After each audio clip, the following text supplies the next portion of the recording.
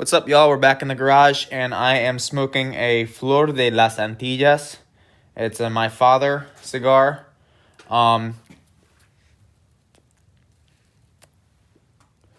Really smooth smoke.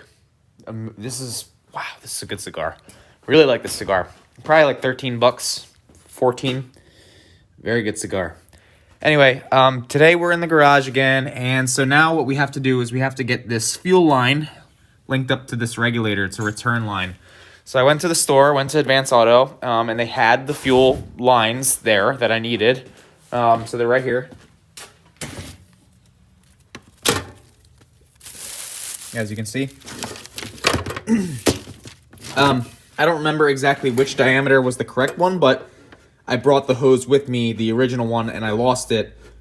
But I was able to get these after before I lost the original hose. So that's good. We're going to try and put these on because the old hose was crusty and cracked, and I don't want to have any more fuel-related failures. It's really scary when fuel's everywhere because that's how fires happen. And yeah, so you got to be safe with that. Then I got some spark plugs in there. NGK coppers. I'll play with temperatures and stuff on the dyno, but for now we're just getting the car running. They're stock everything. And then we also have an ECU. So Dylan Dewson gave me a GSR OBD1 ECU. I have an OBD2 ECU. This is an OBD1 car. And it's difficult to make the OBD2 ECUs work on an OBD1 car. You have to D-pin stuff unless you pay for an adapter harness, which I think are hard to find cheap on eBay. You have to buy them, I think, from Rywire. But if you guys know any better, let me know. But yeah, so we're going to get started. First, we're going to measure out the fuel line, and then we're going to get that cut up, and then we're going to go from there. All right, so we have the fuel line on. So I cut that to length, and I made it long enough so that there's a little bit of looseness, a little bit of slack. So if the motor has any vibrations, it's fine, but then also tight enough so that it won't hit the alternator and rub or chafe. All of the connections that matter are basically on here. The IACV is not connected. The oil is filled up in the block. Does not appear to be leaking just yet, which is great. The spark plug covers are, the spark wires are in. Distributors hooked up. All of the wires are hooked up. I got half of my cold air intake set up. I got the breather set up to the catch can from the PCV at the bottom and at the top of the cylinder head. And basically everything should be good to go. What I'm going to do now is I'm going to hop in the car and I'm going to crank it over without any ignition. And the reason for that is because this engine was completely disassembled.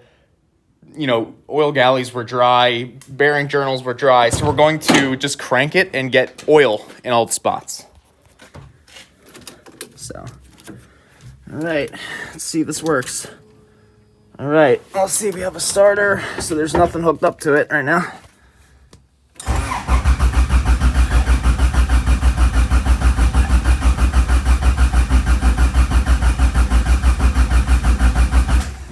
That's good. I just wanted to get it so that it's, so that it's got some oil in it.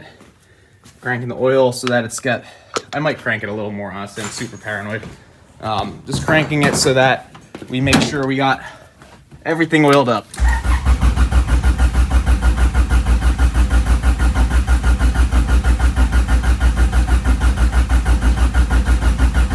All right. That's probably good. See if it fires up. So we're gonna push this in.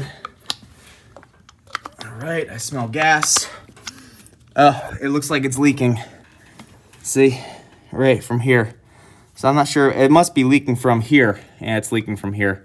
Okay, so we have to figure out that leak, but I can fire it up for now, see if it starts. It does have a leak, but that's okay. Figure it out. Let's see if it fires up.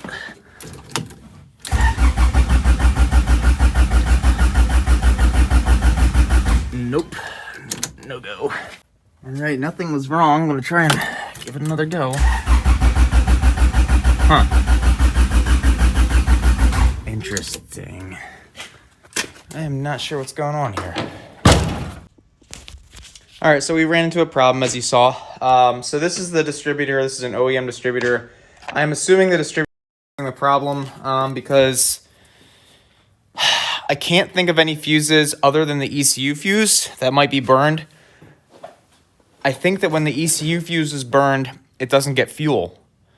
So what I'm doing now is I'm looking at the distributor. It's out. I hope it's an ICM. It might be a coil. It might also be a fuse still. So I'm going to look at the fuses as well. But I took this out just because the bolts were loose, and you know, we'll see if we can figure out the issue. All right, it's a mess over here now, as opposed to a mess everywhere else. So I pulled this old ICM out, and I put a new I have a couple spares laying around. So we're going to see if that fixed it. I doubt it, but we'll see. All right. No. Son of a... okay. All right, I found the problem. I basically cut open the coil, and I replaced the spring. I didn't connect the wire. So there was a... there's an extra plug here, and yeah. Okay. All right, so we have this wired back up. I troubleshooted the coil. I replaced the ICM 3 times, and you're gonna see it works now. Okay. Oh, that was scary. I don't know what that was. Well, I mean, it's definitely started. What the hell that was? Did not sound good. It was just something bumped around. That's fine. That's just fuel that's leaking. Fuel leaking is fine. It's probably the header that's falling off. All right. All right. The header's loose. That's fine. As long as it doesn't fall off, I guess. All right. It's time to start it.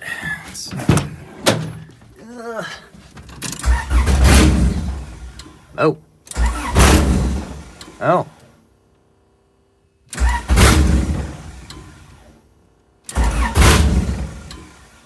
Ah. There's no throttle position control valve. There's no idle air control valve. So, that's probably what's happening. Get in here and see. Yeah. Oh, I love race cars. Okay.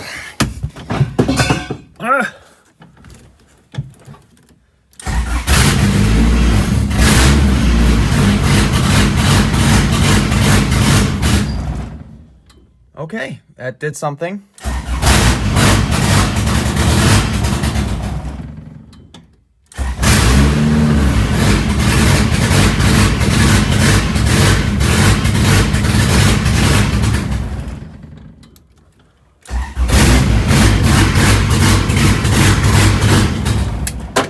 Oh my God.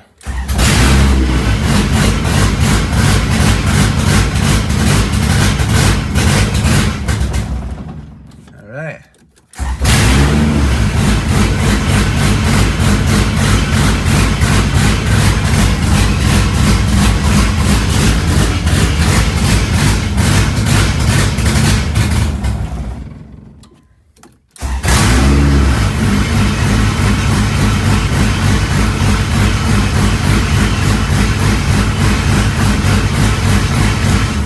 All right, we have an engine.